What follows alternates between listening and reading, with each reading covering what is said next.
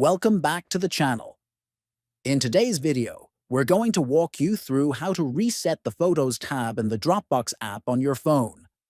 If your Photos tab is showing outdated or incorrect information, or you're simply looking to refresh it, this simple method will help you fix it quickly. First, open the Dropbox app on your phone. Next, look at the bottom right corner and tap on the account icon.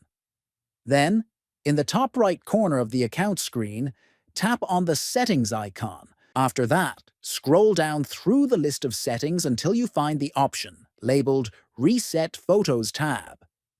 Finally, tap on Reset Photos tab. This will refresh the Photos tab, removing any temporary glitches and updating the content. That's all for today. Resetting the Photos tab in Dropbox is quick and easy. If you found this guide helpful, don't forget to like, comment, and subscribe for more tech tips.